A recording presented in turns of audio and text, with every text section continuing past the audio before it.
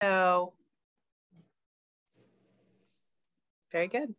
All right, well, good evening, everybody. I'm Marcella Marlowe. I'm the city manager for the city of San Marino, and I'm delighted to have you all here to join one of our town hall meetings. We haven't been able to have one in the last couple of months because of holidays and so forth, so we're delighted to be here. As I think most of you know, we do this once a month, the first Monday of the month, and we try to talk about some area of interest to the community.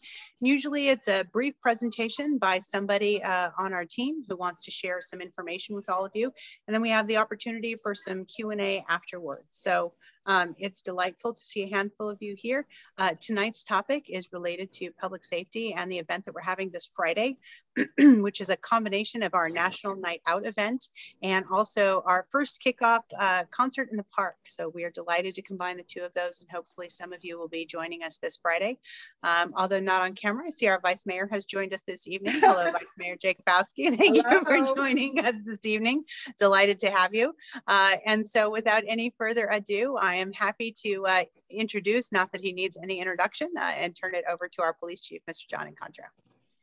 Thank you, Dr. Marlowe, and everyone. Good evening, actually, 6:01 p.m. So good evening, everybody, and welcome.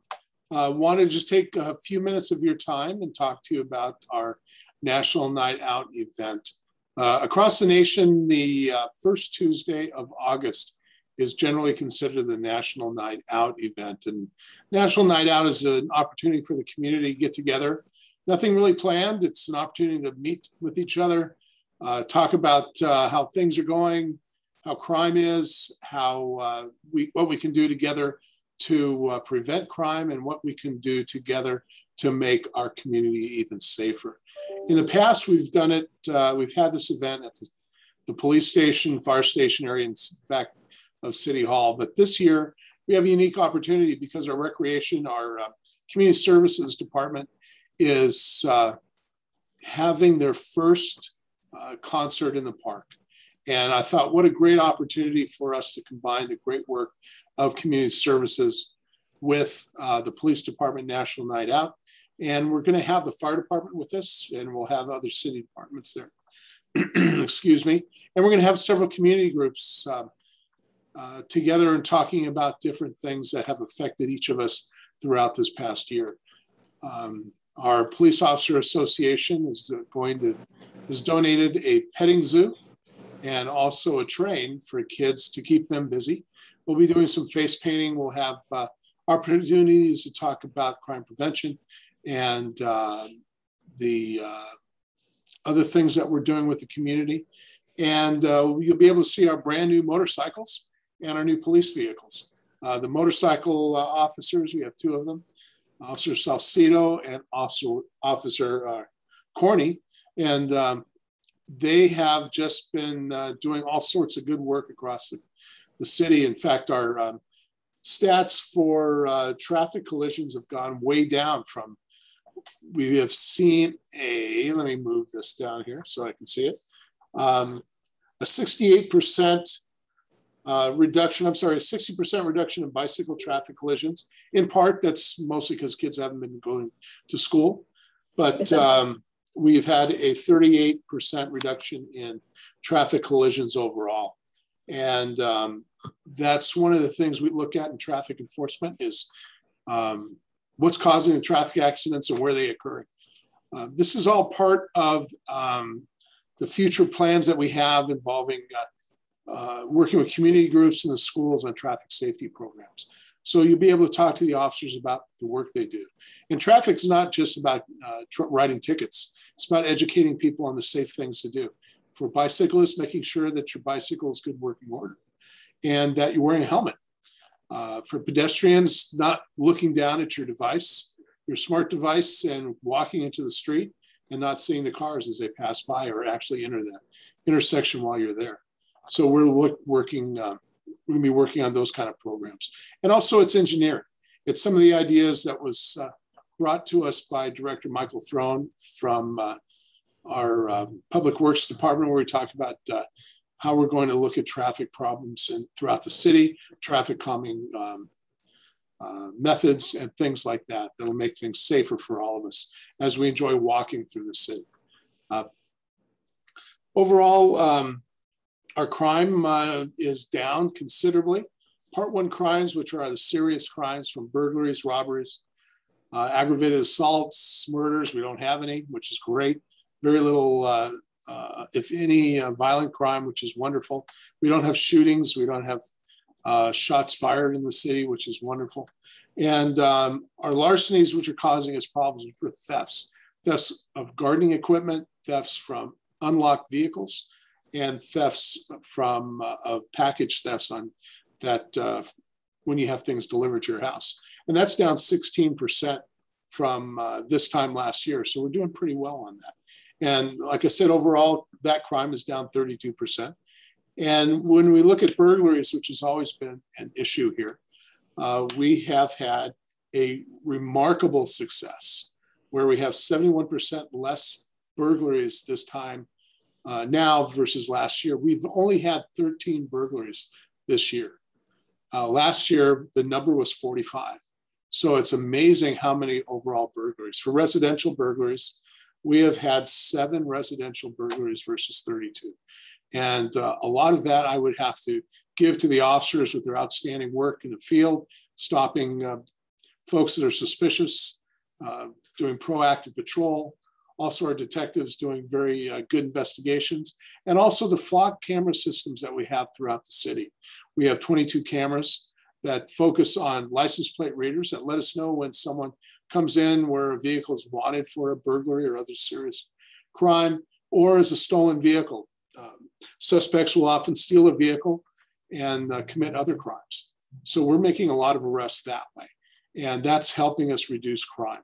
And I really appreciate and want to thank the City Council for supporting us. And additionally, they've also allowed us to purchase 8 additional cameras for this year. So we'll have 30 cameras along the perimeter of the city. We'll have someone from Flock at the National Night Out. So those are some of the things I wanted to talk about. We have time for a few questions if anyone has those, but I'm really looking forward to seeing you all on Friday at 5 o'clock at Lacey Park. And we'll be out there, and the concert starts a little bit after 6. And but we're going to be staying there till 8 o'clock when it's over, answering your questions, and looking forward to having a good time. So there'll be food trucks, so make sure you bring your appetite. I have a question. Yeah. Mr. Miller. Hello, Chief. I have a question that's been buzzing around for quite some time. Charlotte and I read the crime report regularly in the Tribune and on Marcella's, things she releases regularly. And I note that frequently people are stopped by your officers. They're found to have countless violations outstanding usually in other communities. And they're released on their own recognizance. How does this fight crime? It just seems like it's a never-ending a process that keeps people who shouldn't be out on the street out. That's a great question. It is frustrating to me as it is to you. However, in this past year, because of COVID, there have been a lot of problems within jail facilities and prison facilities where COVID rates have increased significantly.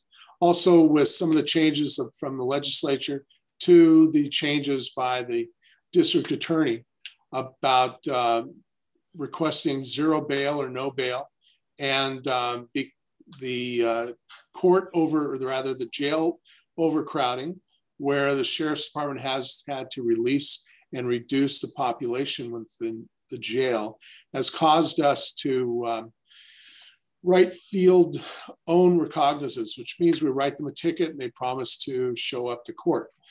And so we do that often. There are times where we will also take the person to Pasadena, where we do our booking and obtain and book them, and then they're released from Pasadena, but they're still released.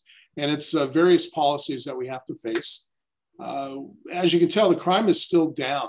I think the quick response of our officers, in fact, response time for priority 1 calls, we are looking at about a minute and 26 seconds when you call us for a high priority call. That's helping, and with the response and with the work that we're doing, it's keeping our crime rate low, despite the fact that we have to release them. Those are policies from the state level to the more local level that we have to follow.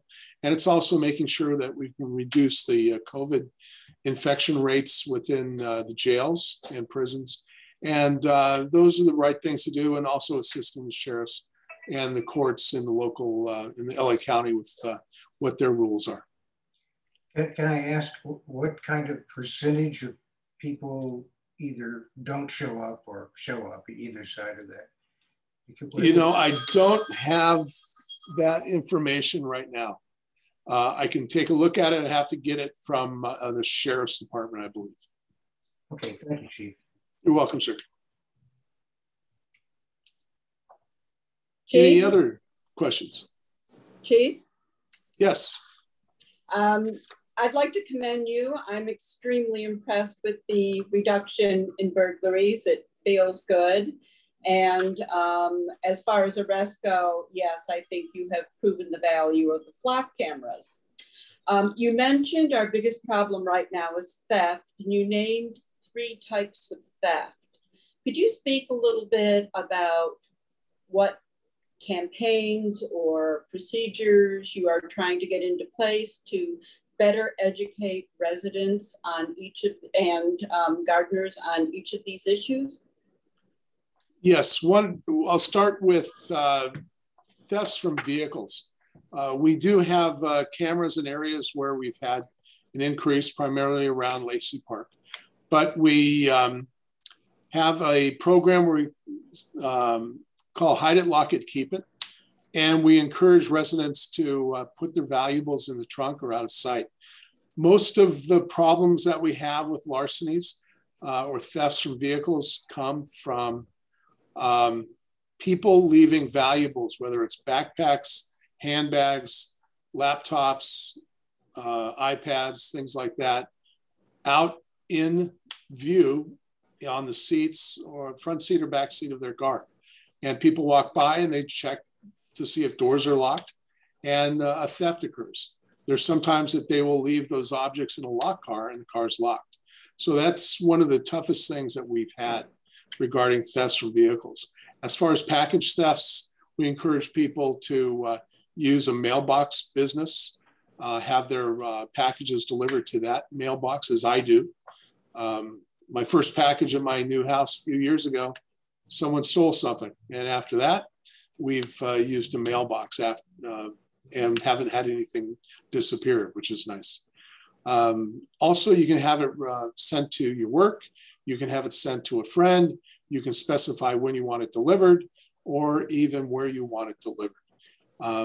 So those are very good options. As far as thefts from gardeners, you know, these poor men have their life in those trucks. And when a lawnmower is stolen or a blower or some other thing that they need, it takes a long time to get that back because they won't be able to work without it. So we've encouraged them to either park in the driveways or towards the rear of property if the homeowners agree. And I think that's something very important, because if you have these people making your house look beautiful, you want to keep them coming back week after week. And then also we tell them to lock them up. We've passed out flyers in both English and Spanish and Mandarin, telling people, hey, these are the problems that we're having, and also talking about putting serial numbers on. So those are some of the things that we've been doing, and they seem to be appearing to help, because we have seen a decrease in those types of thefts. Thank you. You're welcome.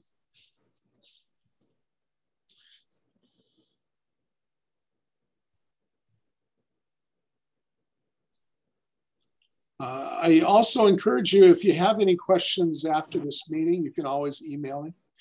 jincontro, JINCONTRO @smpd.us. And I am more than willing to answer your questions through email. Or when you see me Friday, Ask me as much as you want. I'm there for you to answer all the questions that you have. So thank you all very much for taking your time to spend it with me and the rest of the city department leaders. All right, everybody. Thank you so much for your time. We appreciate it. We'll see you Friday and maybe at our next one of these. Thanks, everybody. Have a great evening. Goodbye.